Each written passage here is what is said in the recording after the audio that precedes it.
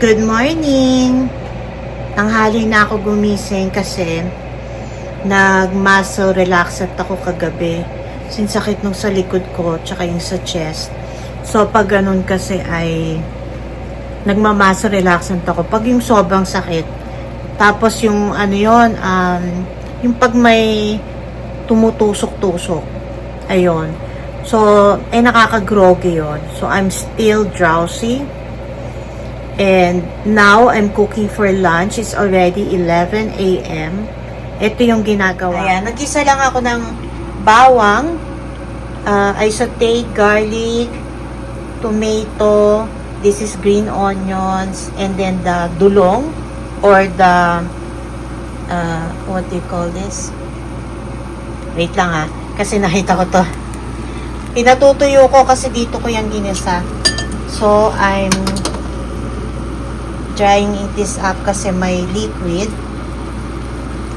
So, I put oil.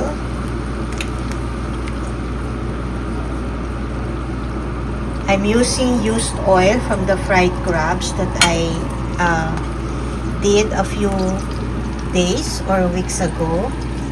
Ito naman yung eggs. This is 4 eggs, and then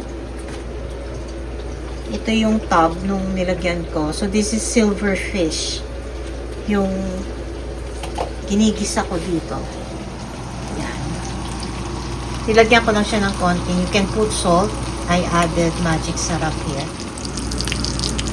I should have changed the pan.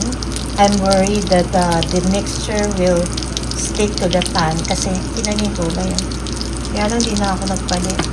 So, nung lumamig na to, yung mixture ng silverfish, yun ang inad ko na sa egg. Kasi kung hindi, baka mabuo ang egg. Palalamigin muna. Yan, no? Nag-stick nga sa pan, no? Dito ko nilagay, medyo hindi masyadong maano doon. So, ito na lang yung sa baon ni husband. Maganda-ganda. I don't know mamaya. Ito na yung lalunch namin din. Kasi, I usually cook the noodle fish as crispy fritters, but now I made a different one. I cook different dish from the silverfish. It tastes good. Okay naman, no? Kaya, tinuloy ko na dyan. Para hindi ako magugas-ugas ng pan.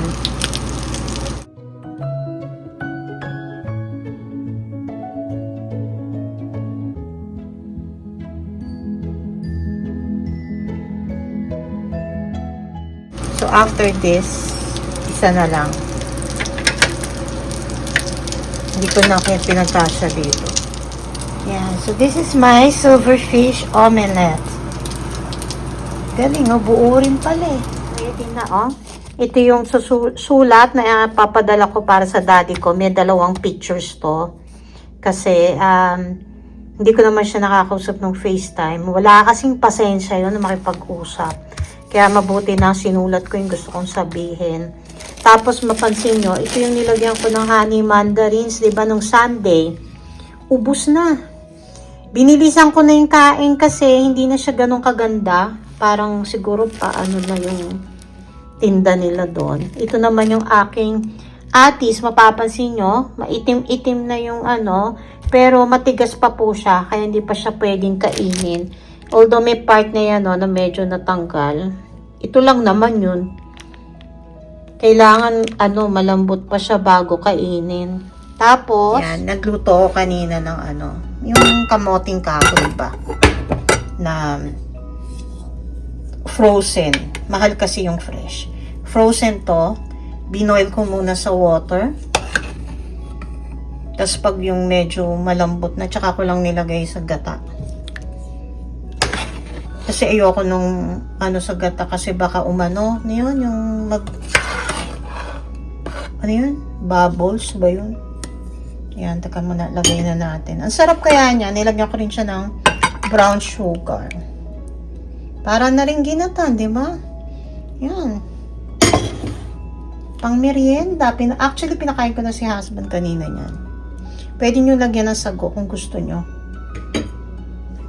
Tapos puntahan natin yung balcony. Titingnan ko yung aming sa balcony.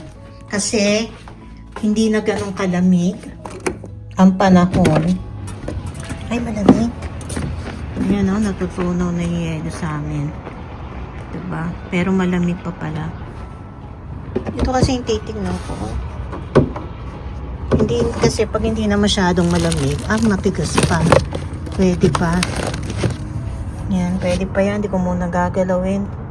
Masikip pa doon sa freezer namin. Tsaka, ayoko magtagal dito. Nagsisigarilyo yung bago naming kapitbahay. Nangangamoy. Yun. Ayan o. Pero sabi mag-snow pa next week. Hindi ko sure kung totoo. Hello. Hello. It's time na for my taste test.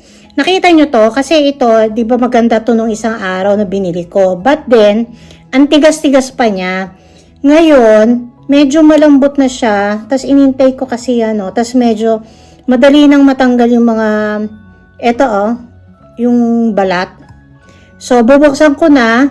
Hindi siya yung, ang tawag dito? Parang full na full siya. Kasi maganda dito malaman. So, buksan natin, tignan natin, ha? Sana okay. Anan ko to kasi hindi pa siya basta masyadong mabiyak ng kamay. Kasi nga, para siyang malaman. Ay! Oo nga, natatanggal din, Yan. Okay. So, ito yung laman niya. Diba? Maganda yung laman. Tikman natin. Ito yung tissue.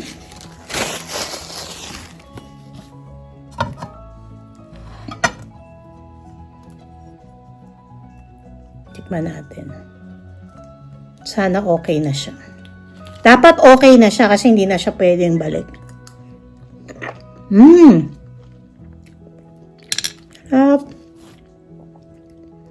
Sarap talaga nito. Hindi ko siya kakainin ng isang kainan. 2 kainan dapat. O 3. Kasi mahal.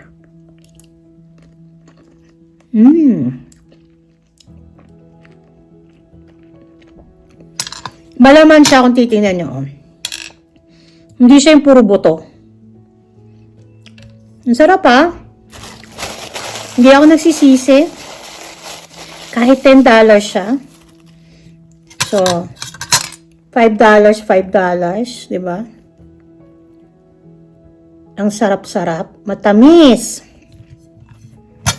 Kakainin ko na to. From 1 to 10, this is a 10 for me.